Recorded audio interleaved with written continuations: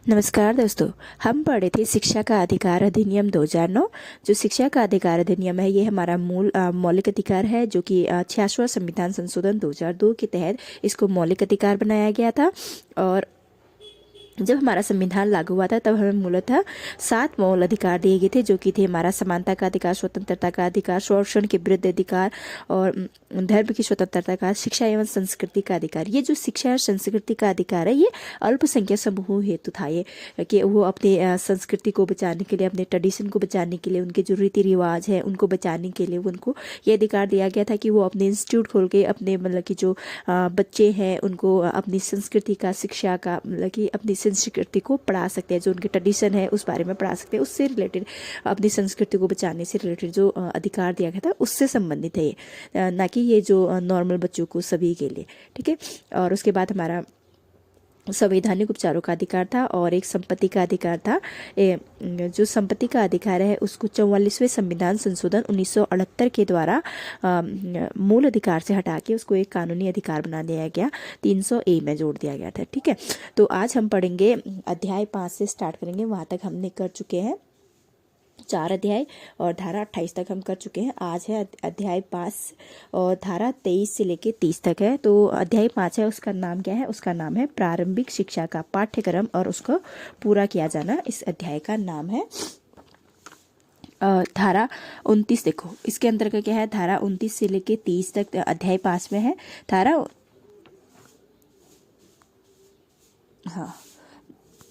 29 में देखो, धारा 29 में क्या है, 29 में प्रावधान किया गया है कि पाठ्यक्रम और मूल्यांकन प्रक्रिया, यानी कि जो पाठ्यक्रम होगा वो छात्रों की रुचि के अनुसार बाल केंद्रित होना चाहिए। ऐसा नहीं होना चाहिए कि बच्चा क्लास 1 में पढ़ रहा है और उसका जो पाठ्यक्रम है वो क्लास 4 या 5 का दे दिया उसमें।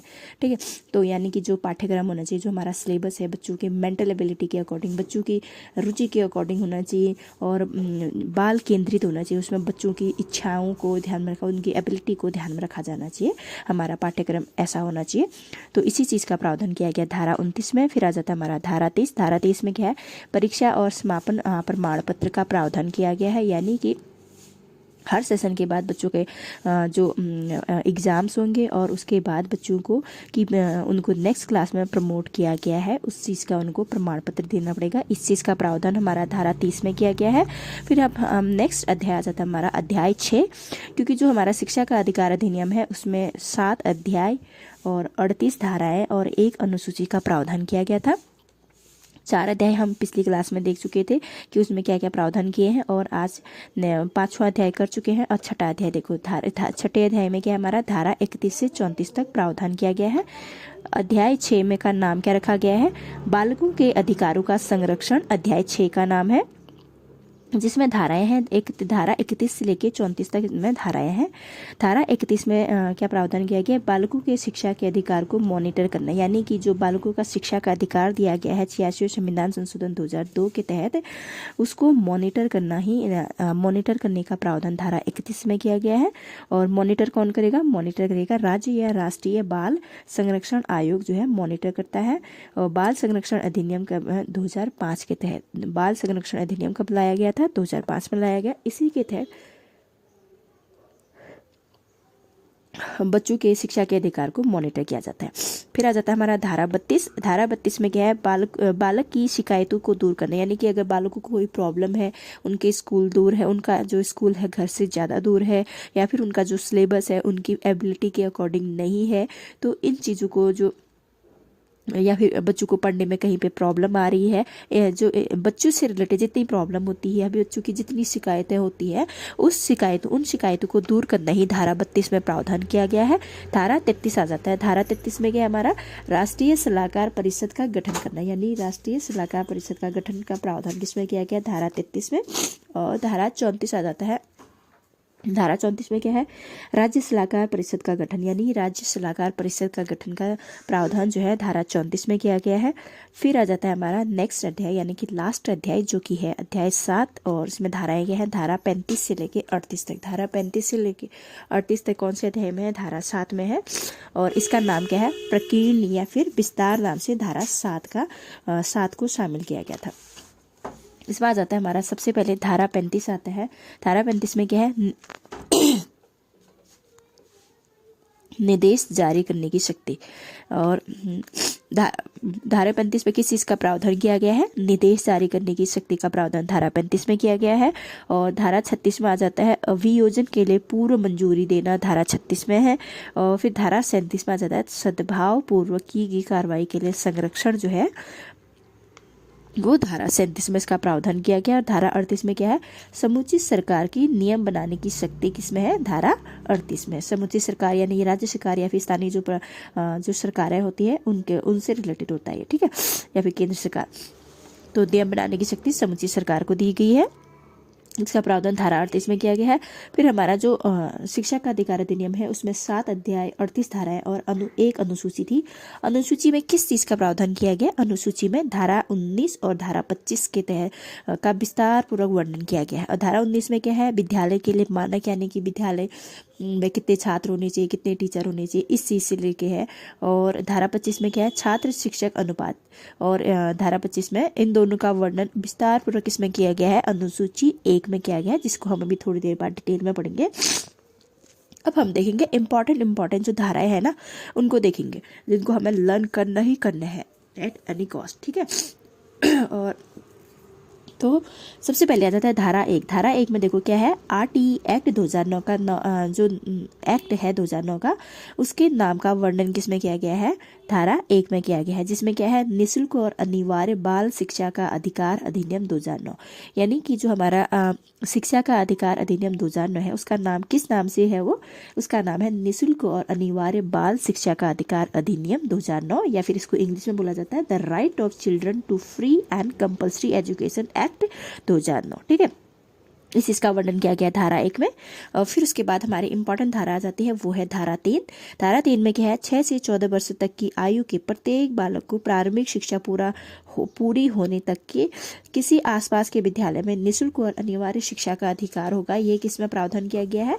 ये प्रावधान किया गया है हमारा धारा 3 में। क्या प्रावधान किया गया है कि बच्चों को, प्रत्येक बच्चे को, न कि कुछ स्पेशल बच्चों को, सारे बच्चे, जितने बच्चे होते हैं उन सारे बच्चों को ये अधिकार होगा कि वो अपने आसपास, घर के आसपास जो भी विद्यालय होगा वहाँ पे वो 6 से 14 वर्ष यानी कि अपनी प्रारंभिक शिक्षा 1 से लेकर 8 तक निःशुल्क शिक्षा ग्रहण करेंगे। और उनके लिए कंपलसरी है और फिर निःशुल्क भी है, यानी फ्री ऑफ कॉस्ट और कंपलसरी एजुकेशन उनको प्रोवाइड करनी है। और इस चीज़ का प्रावधान किसमें है? धारा 3 में है। अब देखो नेक्स्ट धारा आ जाती है हमारी इंपॉर्टेंट, वह है धारा 4। धारा 4 में क्या है?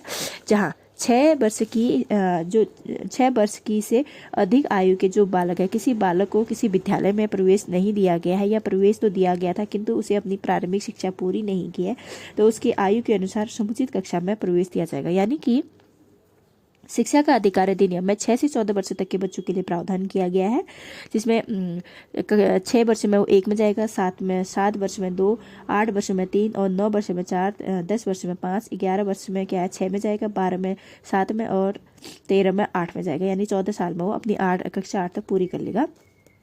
इसी चीज़ का प्रावधान किया गया इसमें धारा 4 में कि अगर किसी बच्चे ने एडमिशन लिया और किन्हीं कारणों से उसने अपना क्या बोलते हैं स्कूल नहीं जा पाया, या फिर अपनी जो प्रारंभिक शिक्षा है वो पूरी नहीं कर पाया, तो अगर उसकी एज देखो, एग्जाम्पल देखो नीचे दिया है ना, अगर उसकी आयु 9 वर्ष है तो उसको उसकी आयु के अकॉर्डिंग कक्षा 4 में प्रवेश दिया जाएगा। और इसी चीज़ का प्रावधान किसमें किया गया है? हमारा धारा 4 में किया गया। जैसे अगर कोई बच्चा है, स्कूल तो गया, उसने एडमिशन लिया, उसने 4-5 तक पढ़ लिया, अब क्या बोलते हैं बीच में गैप हो गया उसका, वो अपनी फैमिली प्रॉब्लम या किसी और वजह से वो स्कूल नहीं जा पाया है, बहुत दूर हो जाने की वजह से स्कूल नहीं जा पाया, तब भी उसको ये क्या बोलते हैं इसमें ये प्रावधान किया गया है कि उस बच्चे को उसकी आयु के अनुसार उसके आसपास जो भी विद्यालय अवेलेबल होगा वहाँ पे उसका एडमिशन दिया जाएगा और उसी कक्षा में दिया जाएगा। अगर उसकी आयु 12 वर्ष होगी है तो उसको कितने में 7 में एडमिशन दिया जाएगा, बेशक से उसने 6 नहीं पढ़ रखा है तो। इसी चीज़ का प्रावधान धारा 4 में किया गया। फिर देखो इसमें क्या, प्रारंभिक शिक्षा के लिए इस प्रकार प्रवेश प्राप्त कोई बालक 14 वर्ष की आयु के पश्चात भी प्रारंभिक शिक्षा पूरी करने तक निःशुल्क शिक्षा का हकदार होगा। यानी कि देखो अगर किसी बालक की 6 से 14 वर्ष की निकल चुके हैं, उसने सिर्फ 5 तक की पढ़ाई कर रखी है, तब भी उसके पास ये अधिकार है कि बच्चा अपने आसपास के किसी स्कूल में जाके 6 से लेकर 8 तक फिर से क्या बोलते हैं निःशुल्क ही उसको प्रोवाइड कराई जाएगी, बेशक से उसकी आयु 14 से ज़्यादा होगी है। फिर धारा 5 में देखो, अन्य विद्यालयों में स्थानांतरण का अधिकार, यानी कि दूसरे स्कूलों में प्रवेश लेने या फिर दूसरे विद्यालयों में प्रवेश का जो या फिर उनको स्थानांतरण करने का जो अधिकार है उसका प्रावधान किया गया धारा 5 में। धारा 5 का 1 देखो, उसमें क्या क्या है, जहाँ किसी विद्यालय में प्रारंभिक शिक्षा पूरी करने की व्यवस्था नहीं है, वहाँ किसी बालक को अपनी प्रारंभिक शिक्षा पूरी करने के लिए किसी अन्य विद्यालय में स्थानांतरण कराने का अधिकार होगा। यानी कि अगर किसी विद्यालय में क्या बोलते हैं, जो उनकी प्रारंभिक शिक्षा है 1 से लेकर 8 तक के लिए मतलब कि वहाँ पे फैसिलिटी अवेलेबल नहीं है, सिर्फ 5 तक है वो विद्यालय, तो उनको 6 से लेकर 8 तक किसी अन्य विद्यालय में स्थानांतरित किया जाएगा। इसका प्रावधान हमारा 5(1) में है। धारा इसका नेक्स्ट आ जाता है धारा 5(2). देखो 5(2) में क्या प्रावधान किया गया है कि जहाँ किसी बालक से किसी राज्य के भीतर या बाहर किसी भी कारण एक विद्यालय से दूसरे विद्यालय में जाने की अपेक्षा की जाती है, वह ऐसे बालक को अपनी प्रारंभिक शिक्षा पूरी करने के लिए किसी अन्य विद्यालय में स्थानांतरण कराने का अधिकार होगा। यानी कि अगर कोई बालक है वो अपने राज्य के अंदर ही एक जिला से दूसरे जिला या फिर क्या बोलते हैं एक राज्य से दूसरे राज्य में क्या बोलते हैं स्थानांतरण होता है किन्हीं कारणों से या अपने पारिवारिक कारणों से, तो ऐसे में कोई भी विद्यालय उनको एडमिशन ना देने के लिए मना नहीं कर सकता। यानी कि उनको मना नहीं कर सकता कि हम आपको एडमिशन नहीं देंगे, बल्कि उनको ये राइट दिया गया है कि उनको कहीं भी किसी भी राज्य में उनको इंडिया के अंदर उनको इस विद्यालय में एडमिशन करवाया मतलब प्रवेश दिलाया जाएगा। इस चीज़ का प्रावधान धारा 5 की उपधारा 2 में है। और नेक्स्ट इंपॉर्टेंट धारा हमारी आ जाती है धारा 5 की उपधारा 3। देखो इसमें क्या है, किसी अन्य विद्यालय में प्रवेश लेने के लिए उस विद्यालय का प्रधान अध्यापक या साधक यानी प्रभारी, जहां ऐसे विद्यालय को अंतिम बार प्रवेश दिया गया था, तुरंत स्थानांतरण प्रमाण पत्र जारी करेगा विदिन 7 डेज। यानी कि धारा 5 की उपधारा 3 में प्रावधान किया गया, अगर कोई बालक जो है एक विद्यालय से दूसरे विद्यालय में स्थानांतरित करता है, तो जहाँ पे वो अब तक पढ़ रहा था ना, उस स्कूल का जो हेड होगा या फिर जो प्रभारी है या फिर हमारा जो प्रधानाचार्य होते हैं, वो ये इस बात के लिए मना नहीं कर सकते कि भाई हाँ अभी सेशन स्टार्ट हो चुका है या आधा सेशन हो चुका है तो हम अभी आपको टीसी नहीं दे सकते, आपका नाम नहीं कटवा सकते, ऐसा नहीं बोल सकते। बल्कि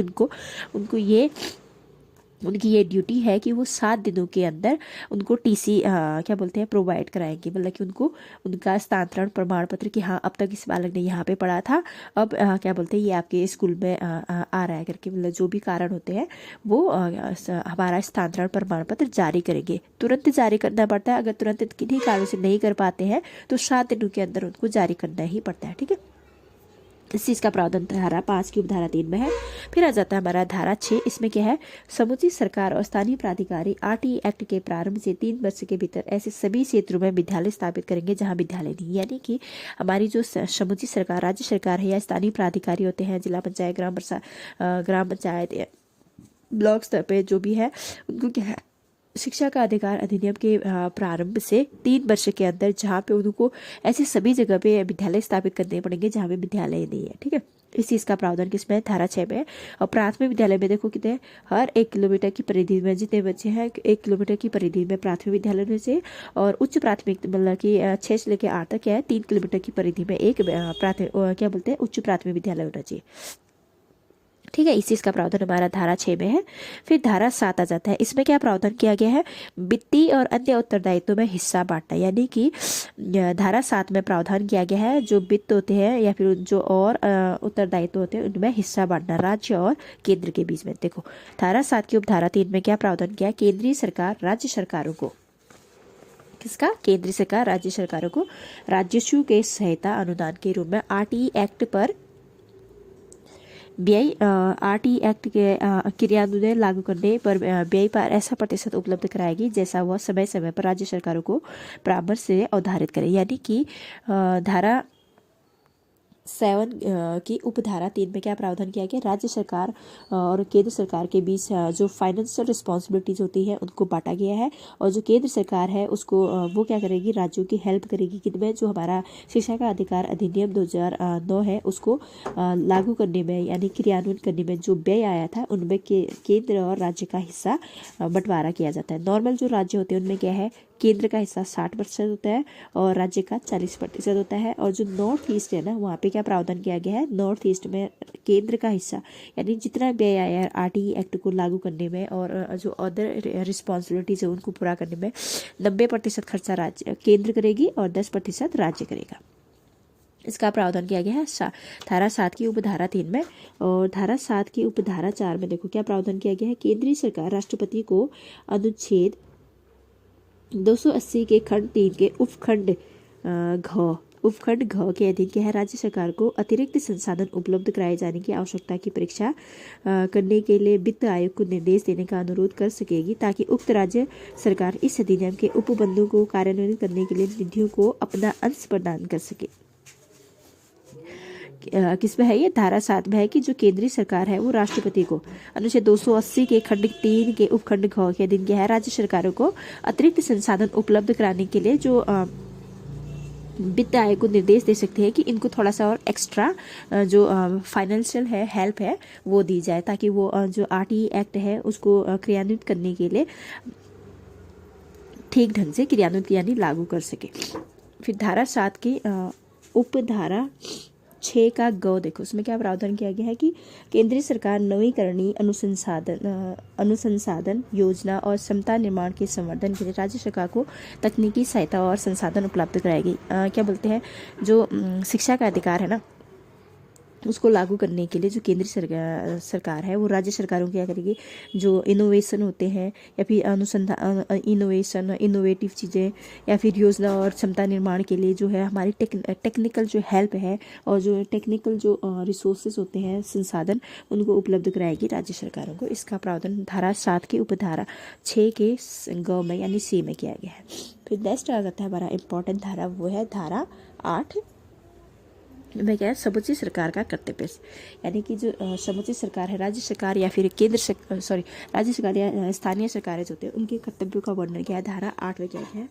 धारा 8 के क में देखो क्या प्रावधान किया गया है, समुची सरकार प्रत्येक बालक को निःशुल्क अनिवार्य शिक्षा उपलब्ध कराएगी, यानी कि जो हमारा राज्य सरकार या फिर स्थानीय प्रभारी होते हैं, स्थानीय सरकार होती है, उनका ये कर्तव्य हो गया कि वो प्रत्येक बालक को निःशुल्क और अनिवार्य शिक्षा उपलब्ध कराएंगे। इस चीज़ का प्रावधान किसमें किया गया है, इस चीज़ का प्रावधान किया गया हमारा धारा 8 के उपधारा ए में, यानी कि 8 का ए में प्रावधान किया गया है।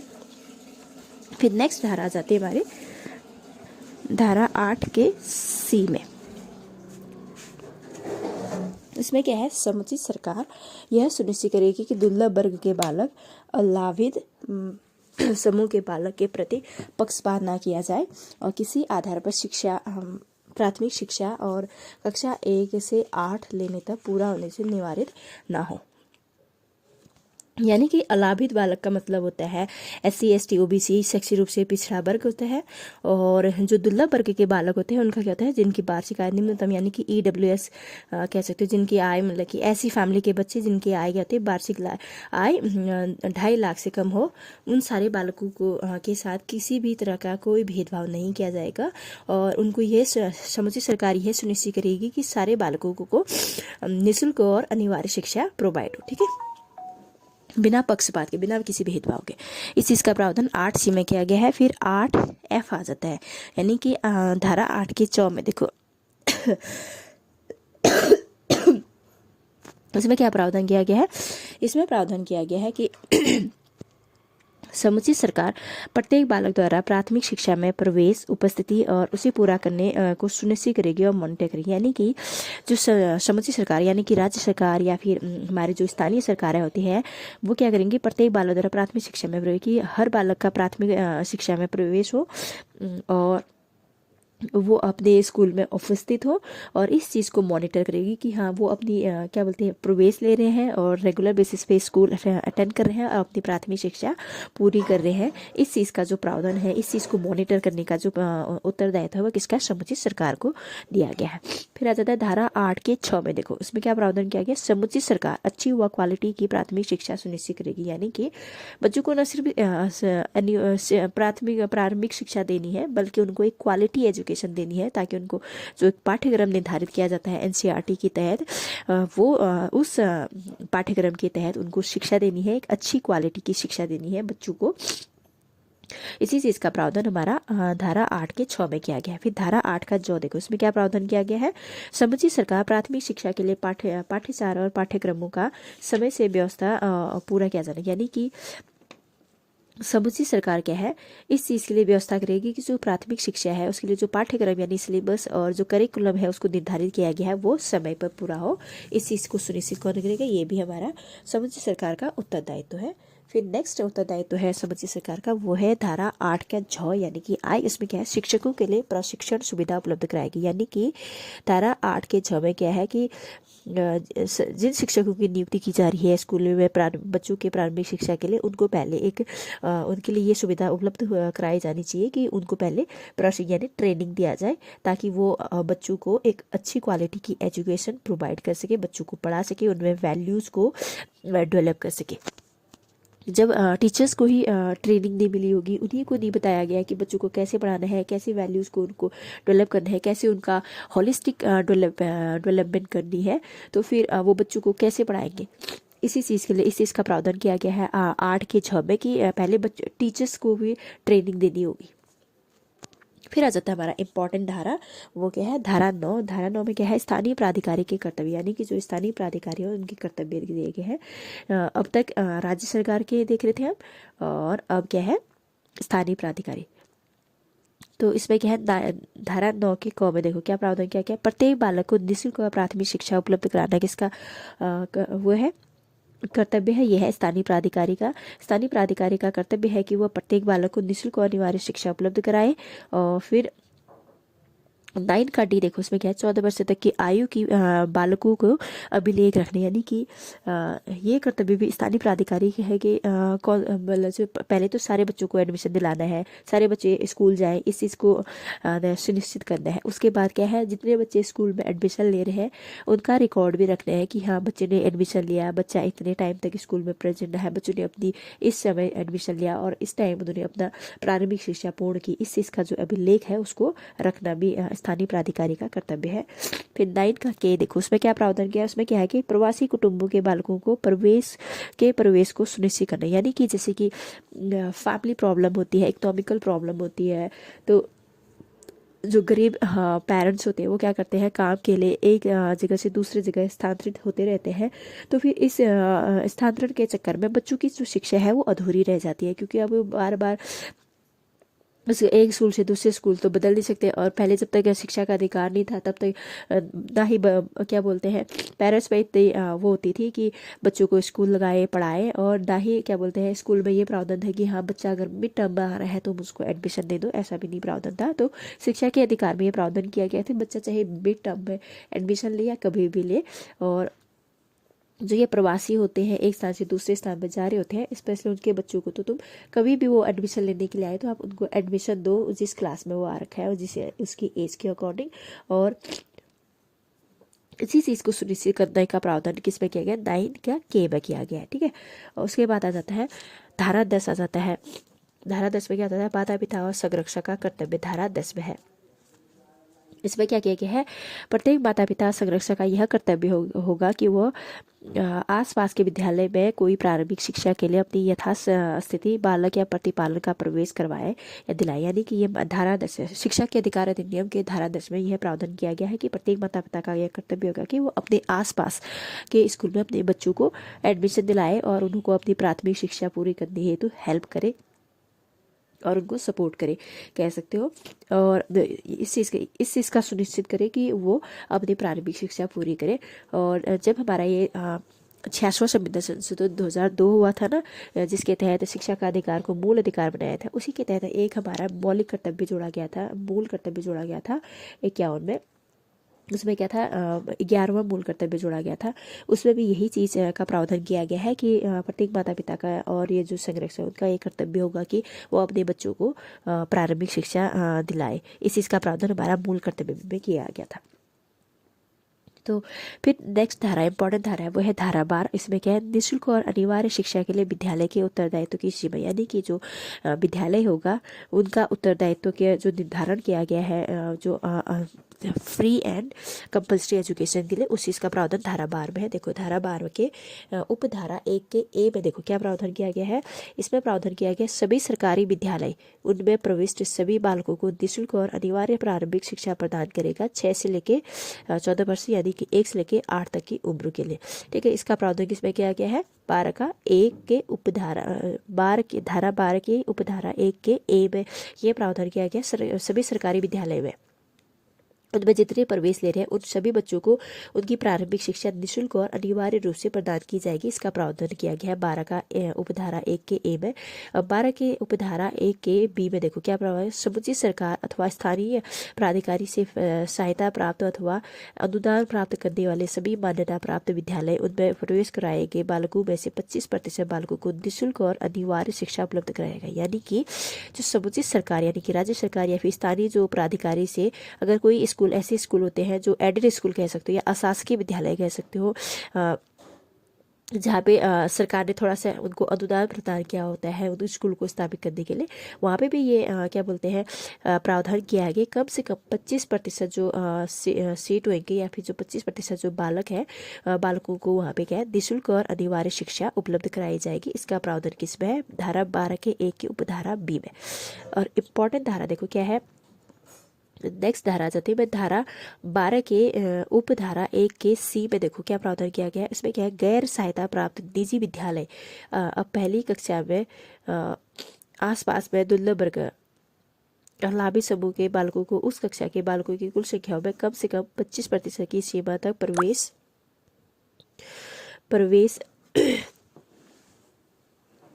देगा और निःशुल्क अनिवार्य शिक्षा प्रदान करेगा पूरा होने तक। यानी कि जो प्राइवेट स्कूल होते हैं ना उनके लिए भी धारा 1 के सी धारा 12 के उपधारा 1 के सी में यह प्रावधान किया गया। जो प्राइवेट स्कूल है वहाँ पे अपनी पहली कक्षा में क्या करेंगे? वो अपने क्या बोलते हैं जो जितनी सीट है ना उनकी पहली कक्षा में उनके 25% सीट क्या है वो क्या बोलते हैं जो अलाभित वर्ग होते हैं या फिर दुर्लभ वर्ग होते हैं उनके लिए 25% सीट जो है इन वर्गों के बालकों को देगा और वो शिक्षा उनको निःशुल्क और अनिवार्य शिक्षा प्रदान करेगा जब तक कि उनकी प्रारंभिक शिक्षा पूरी नहीं हो जाती है। इस चीज़ का प्रावधान किसमें किया गया है? धारा 12 के उपधारा सी में, जो कि ये पिछले जो प्रीवियस क्वेश्चन है उसमें भी पूछा गया था। पिछली बार जब प्रवक्ता का पेपर हुआ था उसमें पूछा गया था ये कि किसमें किया गया है। यानी कि अब RTE एक्ट 2009 के तहत क्या हो गया? जो जितने भी प्राइवेट स्कूल होते हैं ना उनमें क्या है 25% मतलब कि ऐसे 25% जो सीट होते हैं 25% जो सीट है उनमें क्या है ऐसे बालकों को सीट देनी है, ऐसे बालकों को पढ़ाना है जो कि दुर्लभ SC ST OBC या फिर जो EWS समूह के यानी कि जो गरीब बच्चे होते हैं उनको उनके लिए रखनी रिजर्व रखनी पड़ेगी और उनको निःशुल्क और अनिवार्य शिक्षा प्रदान करनी पड़ेगी। इसका प्रावधान 12 के 1 के सी में किया गया है। अब देखो धारा 12 के 2 में क्या है? धारा 12 की उपधारा 2 में क्या प्रावधान किया? इसमें क्या है? निजी विद्यालयों द्वारा RTE एक्ट के अंतर्गत 25% बालकों को निःशुल्क अनिवार्य शिक्षा उपलब्ध कराने पर हुए व्यय के वास्तविक खर्च का भुगतान राज्य सरकार करेगी। यानी कि जो प्राइवेट स्कूल है वहाँ पे 25% बाल के लिए अलाभित और दुर्लभ वर्ग के बच्चों के लिए जो सीट रिजर्व की गई है उनको पढ़ाने के लिए उनकी प्रारंभिक शिक्षा पूरी करने के लिए जो खर्चा आएगा वास्तविक खर्चा है वो कौन करेगा? उनको राज्य सरकार उनको भुगतान करेगी। ठीक है, इसका प्रावधान धारा 12 की उपधारा 2 में किया गया है। फिर आ जाता है धारा 13। धारा 13 में क्या है? प्रवेश के लिए किसी प्रति व्यक्ति फीस और अनुवीक्षण प्रक्रिया का न होना। इसका प्रावधान किस में किया गया है? धारा 13 में किया गया है। अर्थात क्या है? देखो धारा 13 की उपधारा 1 में क्या प्रावधान किया है? कोई विद्यालय या व्यक्ति किसी बालक को प्रवेश देते समय कोई प्रति व्यक्ति फीस संग्रहित नहीं करेगा, यानी कि उनसे कोई डोनेशन एक्स्ट्रा फी वगैरह नहीं लेगा और नहीं बालक और उसके माता पिता अथवा संरक्षक के किसी अन्वेषण टेस्ट यानी कि जो इंटरव्यू होते हैं या फिर टेस्ट होते हैं उसके अधीन नहीं रखेगा। यानी कि धारा 13 के उपधारा 1 में यह प्रावधान किया गया है कि कोई भी विद्यालय किसी भी बालक से मतलब कि प्रवेश के टाइम पे एडमिशन के टाइम पे उसे ना ही किसी प्रकार का डोनेशन लेगा और ना ही क्या बोलते हैं माता पिता या फिर बच्चे का इंटरव्यू लेगा। ऐसा इस चीज़ का प्रावधान किया गया धारा 13 के 1 में। नेक्स्ट धारा देखो धारा 13 के 2 का ए देखो उसमें क्या प्रावधान किया गया है? इसमें प्रावधान किया यदि कोई विद्यालय या व्यक्ति प्रति व्यक्ति फीस प्राप्त करता है तो वह जुर्माने से जो प्रभावित व्यक्ति फीस के 10 गुना तक हो सकता है। यानी कि अगर कोई विद्यालय प्रति व्यक्ति फीस यानी कि उनसे कोई डोनेशन लेता है एडमिशन लेते टाइम तो उस पर जितना डोनेशन ले रखा उसका 10 गुना उस पर जुर्माना लगाया जाएगा। ठीक है, इसका प्रावधान किसमें क्या है? धारा 13 के 2 का धारा 13 की उपधारा 2 के ए में किया गया है। धारा 13 की उपधारा 2 के बी में देखो क्या प्रावधान किया है। यदि कोई विद्यालय पर या व्यक्ति किसी बालक को अन्वीक्षण प्रक्रिया यानी कि इंटरव्यू के अधीन रखता है तो वह जुर्माने से जो पहले उल्लंघन के लिए 25,000 तक और प्रत्येक उसके पश्चातवर्ती उल्लंघन के लिए 50,000 रुपये तक का हो सका और दंडनीय होगा। यानी कि अगर कोई विद्यालय है बच्चों को इंटरव्यू प्रक्रिया से जो इंटरव्यू प्रोसेस होता है, बच्चों को एडमिशन देते टाइम पहले इंटरव्यू लिया जाता है, इस चीज़ के लिए कर रहा है तो पहली बार कर रहा है तो उसमें 25,000 रुपये जुर्माना लगेगा, दंड दिया जाएगा उस विद्यालय को। अगर उसके बाद भी करता जा रहा है तो हर बार क्या होगा, उसको 50,000 रुपये का दंड लगाया जाएगा उस विद्यालय पर। फिर आ जाता है हमारा इम्पॉर्टेंट धारा, वो है धारा 18। इसमें क्या है, मान्यता प्राप्त है, मान्यता प्राप्त प्रमाण पत्र और क्या है, मान्यता प्रमाण पत्र अभी प्राप्त किए बिना किसी विद्यालय के स्थापित नहीं किया जाएगा। यदि धारा 18 के उपधारा 1 में प्रावधान किया है कोई भी मतलब कि व्यक्ति या संस्थान जो है जब तक मान्यता प्रमाण पत्र प्राप्त नहीं कर लेता तब तक विद्यालय की स्थापना नहीं कर सकता। इसका प्रावधान धारा 18 में की उपधारा 1 में किया गया है। अब देखो धारा 18 की उपधारा 3 में क्या प्रावधान किया गया है कि मान्यता की शर्तों का उल्लंघन करने पर मान्यता वापस ले ली जाएगी। इसका प्रावधान किस में है, धारा 18 के 3 में किया गया है कि अगर किसी ने जो विद्यालय की स्थापना के लिए जो मान्यता प्रमाण पत्र होता है उसको प्राप्त करने के लिए जो उनकी शर्तें होती है, अगर उन शर्तों का उल्लंघन करता है तो उससे उस विद्यालय की मान्यता वापस ले ली जाएगी और उस विद्यालय में पढ़ने वाले बच्चों को आसपास के विद्यालय में स्थानांतरित यानी कि प्रवेश दिलाया जाएगा। इसका प्रावधान 18 की उपधारा 3 में है। फिर धारा 18 की उपधारा 5 में देखो, यदि कोई व्यक्ति बिना मान्यता प्राप्त किए विद्यालय स्थापित करता है अथवा विद्यालय चलाता है अथवा मान्यता वापस लेने के बाद भी विद्यालय चलाता है तो 1 लाख रुपए तक का जुर्माना होगा और नियमों के उल्लंघन के लिए प्रत्येक दिन का 10,000 रुपये जुर्माना होगा। यानी कि अगर कोई व्यक्ति है या तो बिना मान्यता प्रमाण पत्र प्राप्त किए विद्यालय की स्थापना करता है या विद्यालय चला रहा है या फिर विद्यालय की स्थापना कर रहा है या जब उसने कोई मान्यता प्राप्त की जो शर्तें रखी होती है उनका उल्लंघन करने की वजह से उससे मान्यता वापस ले ली है, उसके बाद भी वो विद्यालय चला रहा है तो उसमें क्या होगा, वो 1 लाख तक का जुर्माना होगा और प्रत्येक दिन का उससे 10,000 रुपये जुर्माना लिया जाएगा। इस चीज़ का प्रावधान धारा 18 की उपधारा 5 में किया गया है। नेक्स्ट इंपॉर्टेंट धारा है धारा 21। इसमें क्या है, विद्यालय प्रबंधन समिति का प्रावधान किसमें, धारा 21 में किया गया है। और धारा 21 की उपधारा 1 में देखो क्या प्रावधान किया गया है कि सरकारी तथा सहायता प्राप्त विद्यालय में प्रवेश प्राप्त बालकों के माता पिता या संरक्षक और शिक्षकों के निर्वाचित प्रतिनिधियों से मिलकर बनने वाली एक विद्यालय प्रबंधन समिति का गठन किया जाएगा। यानी कि जो सरकारी है या फिर जो एडेड स्कूल हो, अशासकीय विद्यालय होते हैं, उनमें क्या होते हैं, जो बालक होते हैं ना प्रवेश करने वाले, जो वहाँ पे बालक पढ़ रहे हैं, उनके माता पिता या फिर उनके जो गार्डियन होते हैं, संरक्षक या फिर और जो शिक्षक है ना, शिक्षकों द्वारा निर्वाचित प्रतिनिधियों से मिलकर बनने वाली विद्यालय प्रबंधन समिति का गठन किया जाएगा। इसमें क्या है, इसका प्रावधान किसमें क्या है, धारा 21 की उपधारा 1 में किया गया है। और जो ये विद्यालय प्रबंधन समिति है ना, इसमें 3/4 सदस्य माता पिता होंगे या संरक्षक होंगे। यानी कि अगर 4 सदस्य है, 4 में से क्या है, 3 सदस्य माता पिता या संरक्षक होंगे और एक जो सदस्य रह जाएगा वो कौन होगा, शिक्षकों के निर्वाचित प्रतिनिधि में से लिया जाएगा। ठीक है। और इसमें देखो इसी विद्यालय प्रबंधन समिति में क्या है, जो अलाभित वर्ग के सभी या दुर्लभ वर्ग के बालक होते हैं, यानी कि SC ST OBC या फिर EWS के जो बच्चे होते हैं, उसमें क्या है, उनके माता पिता के संरक्षक को भी समानुपाती प्रतिनिधित्व दिया जाएगा विद्यालय प्रबंधन समिति में। इस चीज़ का प्रबंधन किसमें किया है, धारा 21 की उपधारा 1 में किया गया है।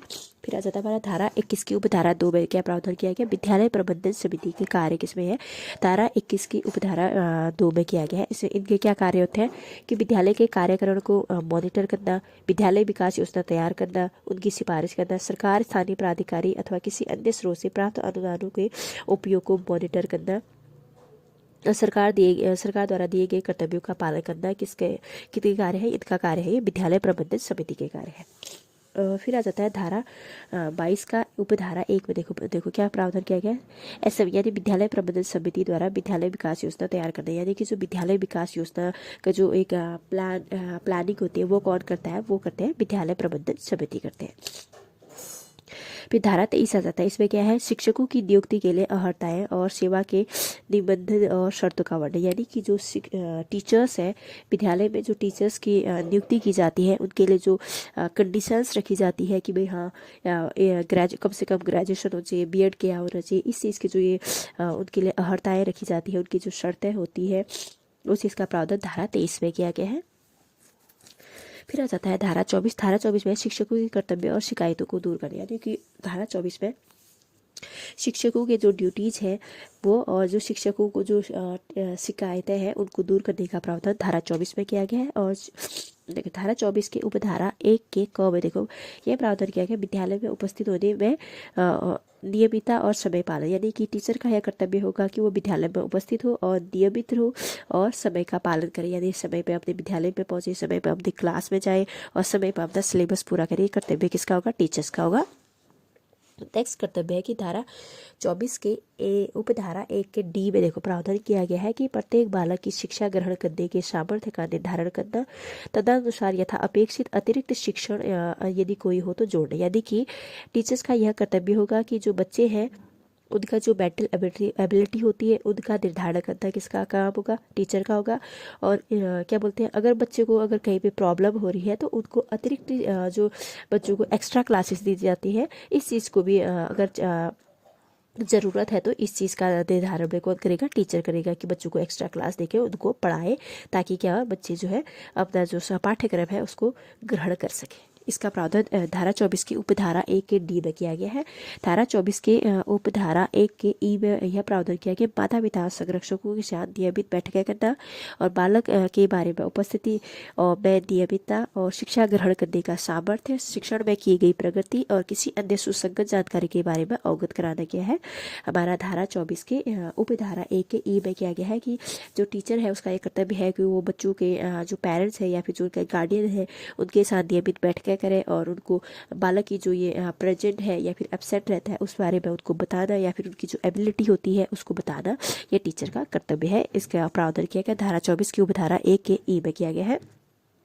फिर धारा 24 की उपधारा 2 में किया गया है कि शिक्षकों द्वारा अपने कर्तव्यों का पालन न करने पर सेवा नियमों के अधीन अनुशासनिक कार्रवाई करना, कार्रवाई से पूर्व शिक्षक शिक्षिका को सुनवाई का अवसर दिया जाएगा, यानी कि अगर कोई टीचर है अपने कर्तव्य पूरा नहीं कर रहा है, वो नियमित रूप से स्कूल नहीं आ रहा है या फिर नियमित रूप से क्या बोलते हैं विद्यालय में उपस्थित नहीं हो रहा है, या फिर कह सकते हैं वो ना ही टाइम पे क्लास में जा रहा है, यानी कि अगर 8 बजे की क्लास है तो वो 8:30 बजे क्लास में जा रहा है, और ना ही वो जो सेशन होता है सेशन के एंड तक भी अपना सिलेबस पूरा कर पा रहा है, अगर ऐसी अनियमितता रखता है टीचर्स तो, और ना ही पढ़ाने में कोई रुचि रख रहा है, इस चीज़ की अनियमितता रखता है तो उस पर अनुशासनिक कार्रवाई की जाएगी और कार्रवाई से पूर्व अध्यापक को एक मौका दिया जाएगा कि हाँ आप ऐसा क्यों करते हो, इस चीज़ की सुनवाई के लिए उसको मतलब अपनी बात रखने का अवसर टीचर को दिया जाता है। इसका प्रावधान है धारा 24 की उपधारा 2 में। फिर आ जाता है हमारा धारा 24 की उपधारा 3 में शिक्षकों की शिकायतों को दूर करना, इसमें है धारा 24 की उपधारा 3 में अगर टीचर्स को कोई शिकायतें होती है या कोई प्रॉब्लम होती है उसको दूर करने का प्रावधान धारा 24 की उपधारा 3 में है। फिर धारा 31 आ जाता है, इसमें बालक के शिक्षा का अधिकार को मॉनिटर करना, यानी कि जो बालक है ना उसकी शिक्षा का जो अधिकार है उसको मॉनिटर करना, इसका प्रावधान किया गया हमारा धारा 31 में। और पीछे बताया था मैंने कि जो बालक है उसके जो शिक्षा के अधिकार है उसको कौन मॉनिटर करता है, बाल अधिकार संरक्षण आयोग अधिनियम 2005 के तहत उसके प्रावधान किया गया है उसके तहत किया गया जाता है, यानी कि राज्य बाल संरक्षण आयोग इस अधिनियम के तहत क्या होता है, प्रदत्त अधिकारों का परीक्षण और देखभाल की समीक्षा करेंगे। कौन करता है, बाल संरक्षण आयोग अधिनियम जो है 2005 के तहत किया जाता है बालकों के शिक्षा के अधिकार का मॉनिटर। फिर हमने अब तक क्या कंप्लीट हम जो शिक्षा के अधिकार के तहत दिए गए 7 अध्याय 38 धाराएं हम देख चुके हैं। अब हम जो अनुसूची देगी है आरटी एक्ट 2009 में उसमें देखेंगे कि जो धारा अनुसूची में क्या है, धारा 19 और 25 के का वर्णन किया गया है। हम इस चीज़ को अब विस्तार पूर्वक देखेंगे। इसमें क्या है, विद्यालय के बाद और मानक है। देखो इसमें क्या होता है, जो टेबल बना रखा है इसमें देखो पहली कक्षा के लिए, देखो पहली कक्षा से 5 तक के लिए रेशियो देखो क्या है, टीचर्स और विद्यालय में क्या होगा तो छात्रों का जो रेशियो होगा वो क्या होना चाहिए, 30 विद्यार्थियों पर एक क्या होना चाहिए, टीचर होना चाहिए।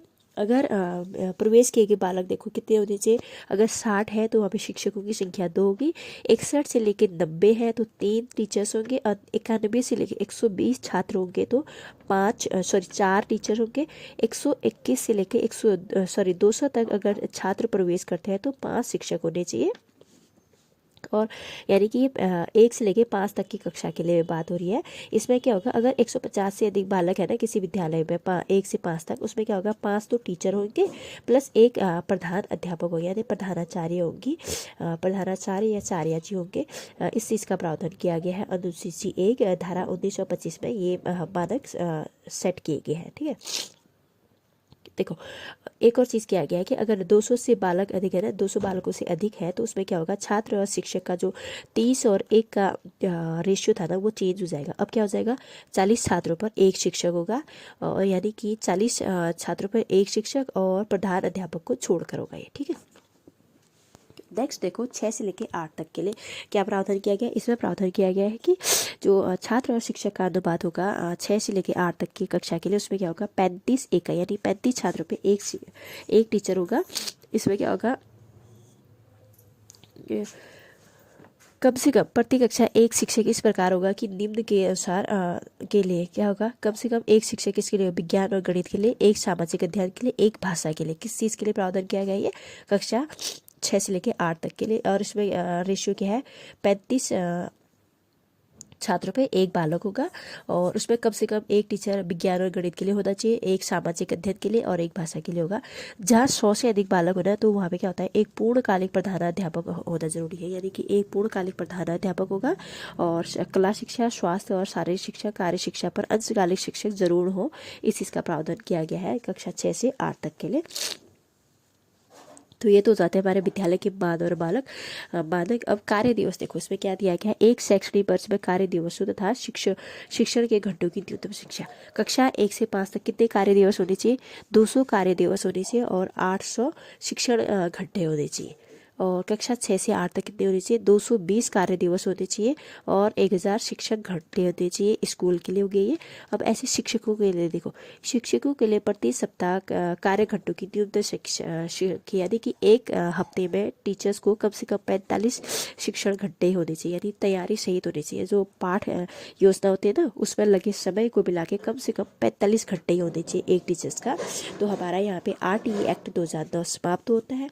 जो हमारा RTE एक्ट क्या है, वो 2009 क्या है, समावेशी शिक्षा का समर्थन करता है, यानी कि सभी बालकों को निःशुल्क और फ्री शिक्षा, अनिवार्य शिक्षा देने का प्रावधान करता है। जिसमें क्या है, जो नॉर्मल बच्चे हैं उनको तो 6 से 14 तक के लिए प्रारंभिक शिक्षा पूरी करने के लिए उनको निःशुल्क शिक्षा देता है। अगर कोई बालक 14 वर्ष पूरा होने तक अपनी प्रारंभिक शिक्षा पूरी नहीं कर पाता तब भी उसको अपनी प्रारंभिक शिक्षा यानी कि कक्षा 1 से लेकर 8 तक पूरी होने तक के लिए क्या करता है, निःशुल्क और अनिवार्य रूप से क्या बोलते हैं, प्रोवाइड करता है, यानी कि उनको निःशुल्क शिक्षा दी जाती है। कोई स्पेशल नीड वाले बच्चे होते हैं तो उनके लिए क्या होता है, 6 से लेकर 18 वर्ष तक के लिए निःशुल्क और अनिवार्य शिक्षा का प्रावधान करता है। अगर 18 वर्ष में भी अगर कोई स्पेशल नीड्स वाले जिनको स्पेशल नीड होती है पढ़ने के लिए, तो अगर वो 18 वर्ष तक की भी पूरी नहीं कर पाता है तो उसको एक्स्ट्रा लगे, जब तक उसकी प्रारंभिक शिक्षा पूरी नहीं होती तब तक उसको निःशुल्क ही शिक्षा प्रोवाइड की जाएगी। इस चीज़ का प्रावधान हमारा शिक्षा का अधिकार अधिनियम 2009 में किया गया है। और जो शिक्षा का अधिकार अधिनियम हमारा ये मौलिक अधिकार है।